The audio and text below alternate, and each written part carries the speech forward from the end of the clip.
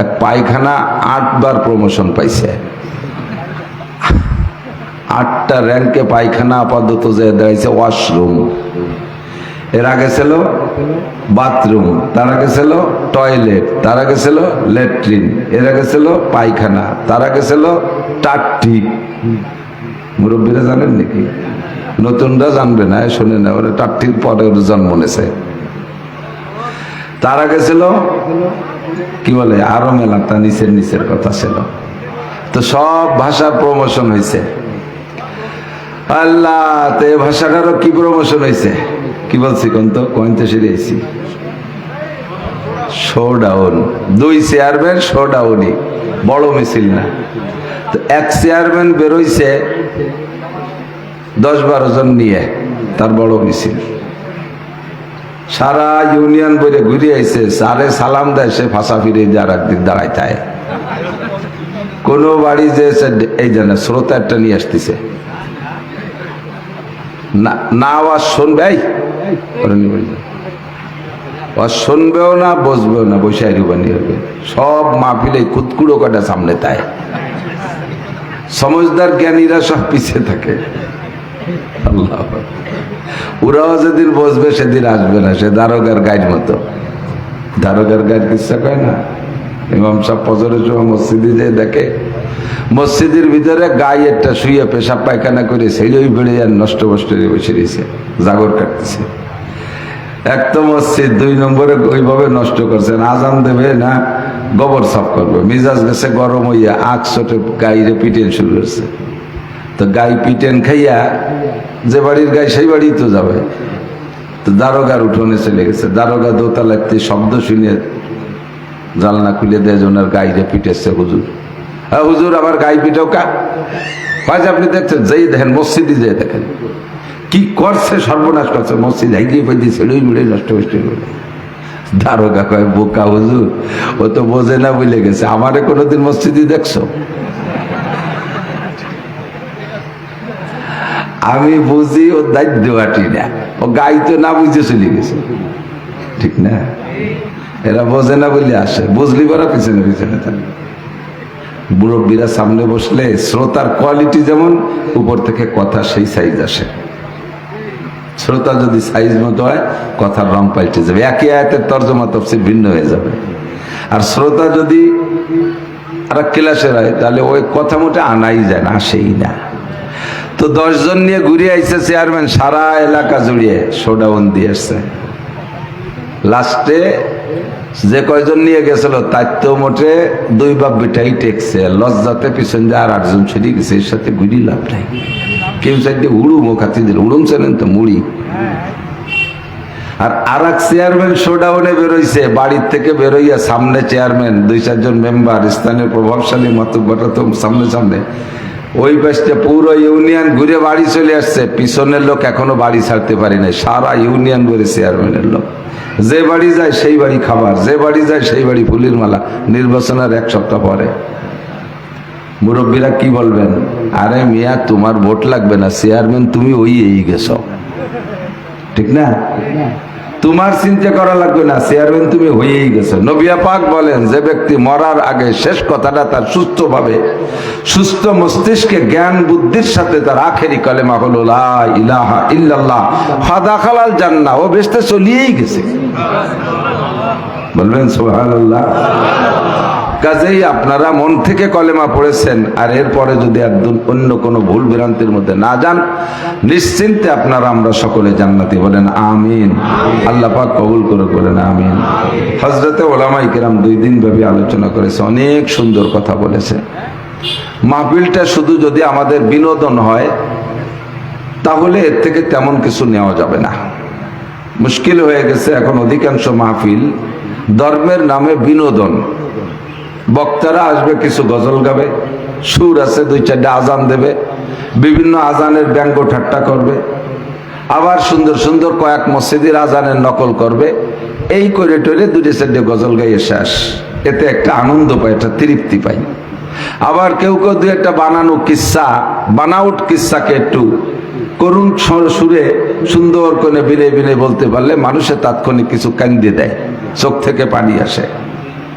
এ নিয়ে বাড়ি চলে গেল, ওতে কিছু বাড়ি যার নেওয়ার মতো না। আর পাশে বড় আড়ং মেলবে, মেলা মেলবে, নারী আর পুরুষের অবাধ বিচরণ সেখানে। খুব সাবধান।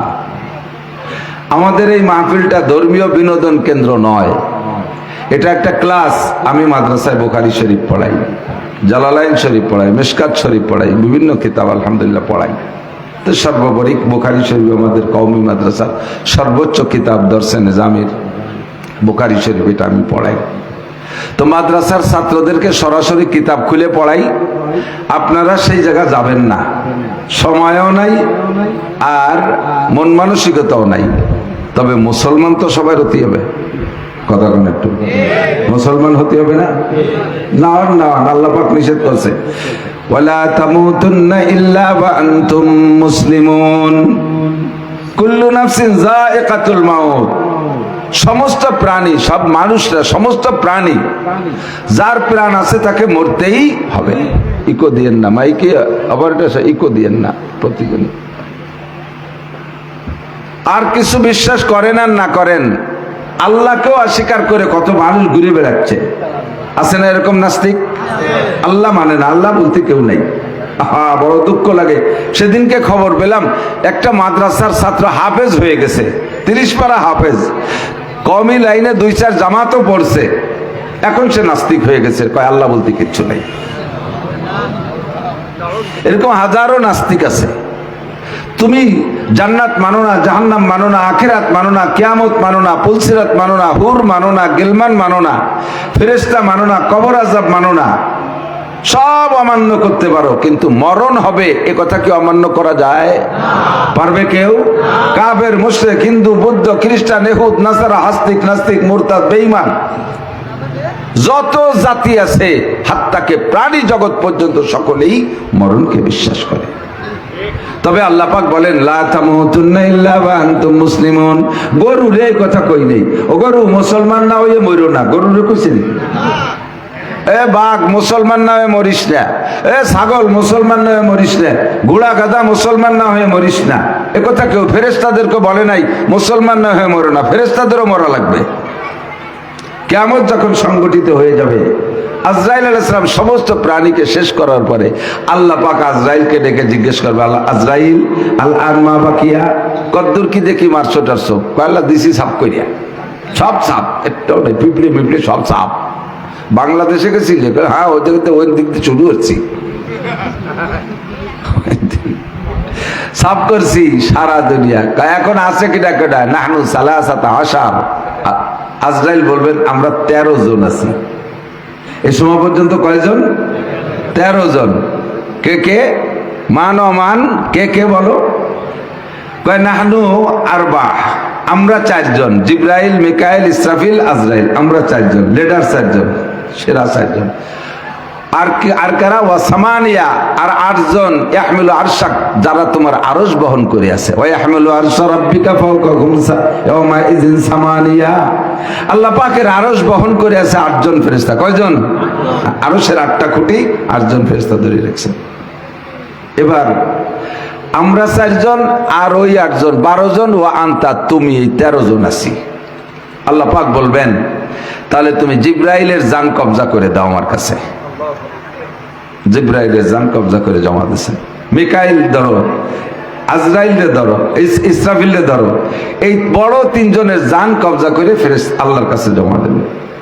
এবার কয় যে এবার ধরো, আর ওই যে আমার আরশ বহনকারী 8 জন আছে, ওই 8 জন রে। তখন আজরাইল ইসলাম একটু বলবে, আল্লাহ ওরা তো তোমার আরশ উঁচু করে রাখছে, যদি ওদের মাইরে দেয় তাহলে তো তোমার আরশ ছেড়ে দেবে, আরশ পড়ে যাবে না? আরশ উঁচু করে রাখছে যে 8 জন, তাদেরকে মারলে তো আরশ পড়ে যাবে।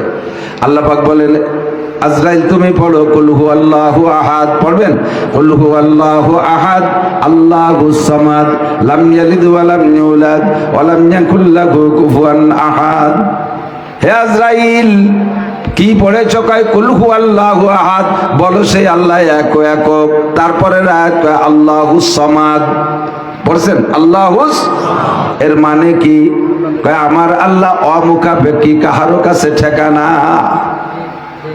তোমার আল্লাহ এমন আল্লাহ না যেই আল্লাহর আরশকে 8 জন উঁচু করে না রাখলে থাকতে পারে না, তোমার আল্লাহ এমন আল্লাহ না। 1 বছর পরে যে আল্লাহ দুর্বল হয়ে যায়, পিছন দিয়ে বাঁশ একখান ঢুকই দিয়ে 3 পাঁচটা 3 খান যে বাঁধে রাখা লাগে। তোমার আল্লাহ এমন দুর্বল না, তোমার আল্লাহ এমন অসহায় দুর্বল না, যার বছরের শেষে রং উঠে যায়, বিদেশ থেকে মিস্ত্রি এনে রং দেয়া লাগে। তোমার আল্লাহরও রং আছে। সিবগাতাল্লাহি আমান আহসানু মিনাল্লাহি সিবগা। আল্লাহকে আমারও রং আছে, আমার রং ওঠে না।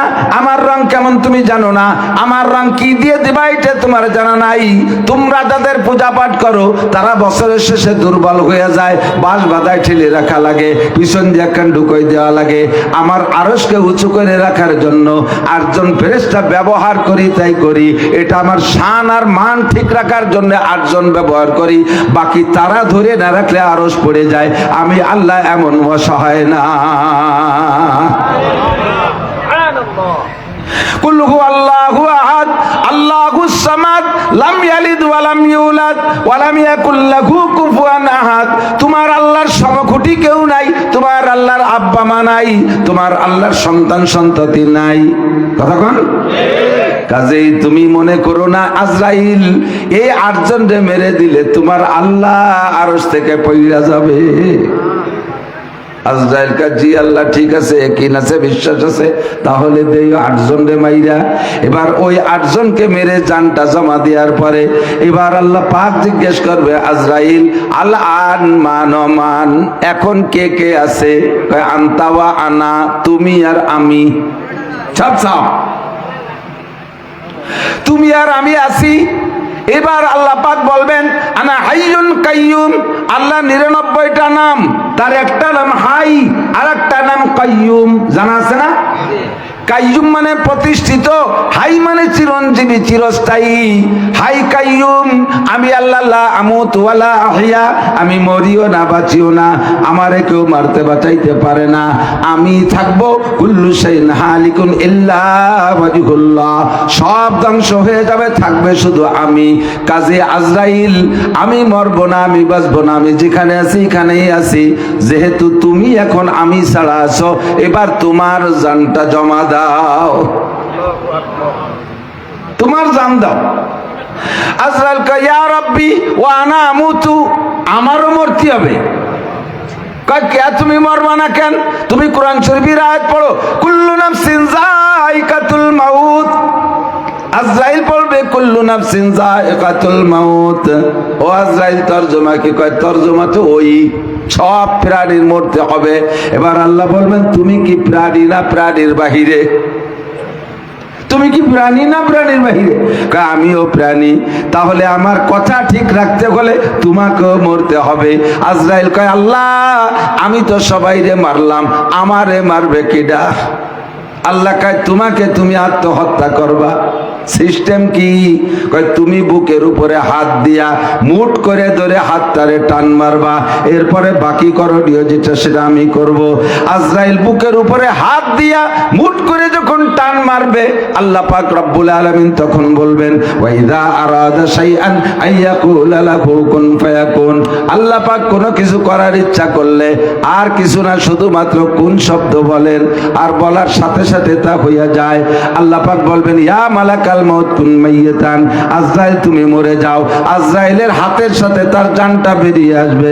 যখন আজরাইলের জানটা বেরিয়ে যাবে, আজরাইল তখন জান বেরোনোর যন্ত্রণায় এমন একটা চিৎকার মারবে, যদি ওই সময় সারা দুনিয়ার সমস্ত প্রাণী বেঁচে থাকতো, আজরাইলের মুখের চিৎকারের আওয়াজে সব প্রাণী কলিজা ফাইটা মারা যাইতো।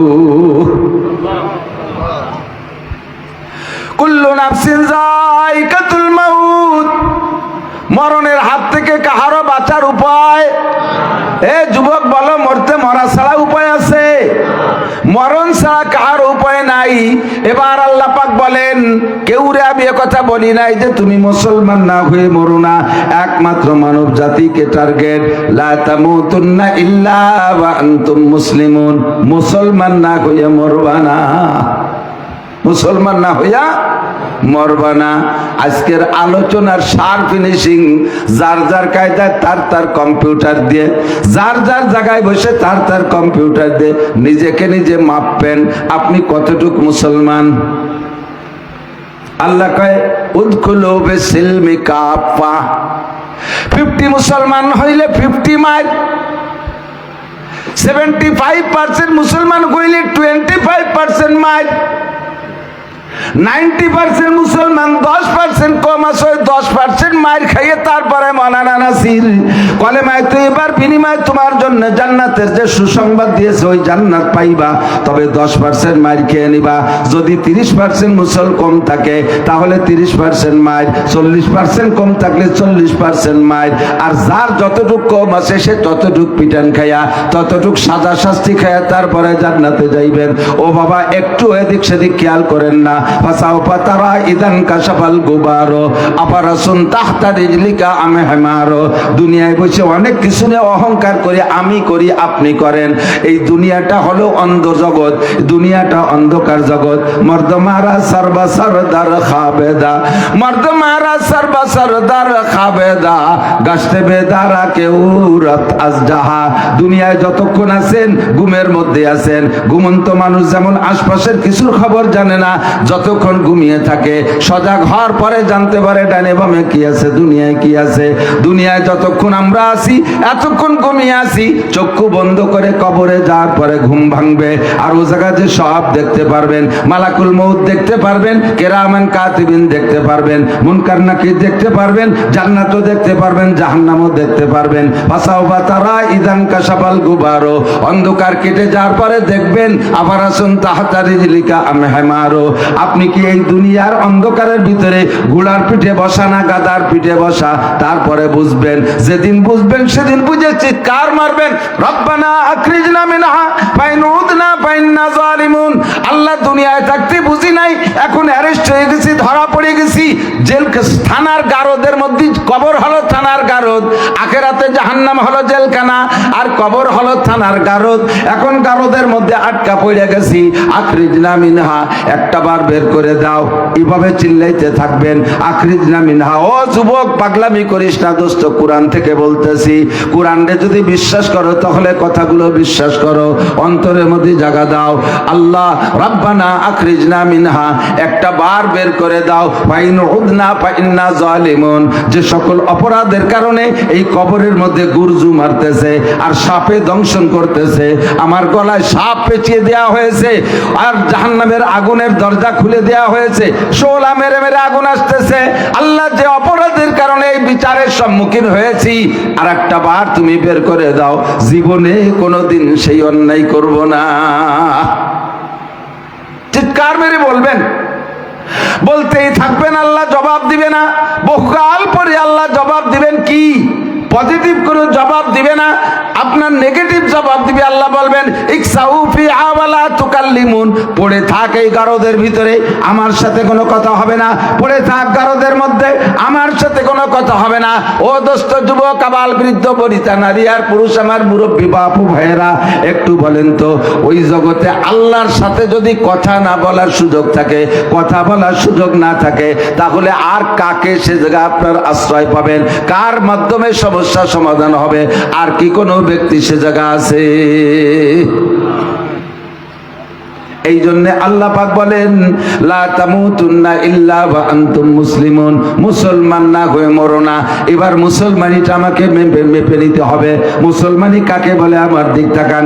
মুসলমানি বুয়াদ গরদান নেহাদান, মুসলমানি বুয়াদ গরদান নেহাদান, এনানে খুতবা দস্তে খাজাদাদান, মাতা কুমুর রাসূলু ফাখুযুহু ওয়া মা নাহাকুম আনহু ফান্তাহু। আল্লাহ পাক রব্বুল আলামিন বলেন, আমার নবী যে কাজ যেভাবে যেটা করতে বলে ওইটা ওইভাবে করো, আর যেটা যেভাবে ছাড়তে বলে ওইটাকে ওইভাবে ছেড়ে দাও। এই ধরা আর ছাড়ার নাম হলো মুসলমানি। নিজের মাথাটাকে আল্লাহর সামনে আত্মসমর্পণ করো। আরেকবার, নিজের মাথাটাকে আল্লাহর সামনে, জোরে বলেন, মাথা নত কার সামনে? মেম্বারের সামনে, চেয়ারম্যানের সামনে, এমপির সামনে, ডিসির সামনে, জজের সামনে, দুনিয়ার দুনিয়ার কোন নেতার সামনে নয়, কোন বড় লোকের সামনে নয়, কোন পীরের সামনে নয়, কোন মাজারের সামনে নয়, কপালটা নত হবে আল্লাহর সামনে। মুসলমানি পুয়াত গরদান নেহাদান এনানে খুতবা দস্তে খাজাদাদান, আল্লাহর সামনে মাথা নত কইরা এরপরে মুখে একটা লাগাম লাগাই দিয়া ওই লাগামের রশিটা ধরায় দেবেন মুহাম্মদুর রাসূলুল্লাহর কাছে। নবী পাক যেদিক টানে সেই দিক যাবেন, যেদিক যাইতে গেলে টান দিয়ে ফিরে নিয়ে আসে ঘোড়ার মতো, ওই দিক আপনি যাইবেন না। মাতা কুমুর রাসূলু ফাকুজুহু ওয়া মা নাহাকুম আনহু ফান্তাহু, আমার নবী যে কাজ যেভাবে করতে বলে সেই কাজটা সেইভাবে করো, আর যেটা যেভাবে ছাড়তে বলে সেইটাকে সেইভাবে ছেড়ে দাও। তাহলে ধরার মধ্যেও নেকি আছে, ছাড়ার মধ্যেও নেকি আছে। কথা কি বুঝতেছেন?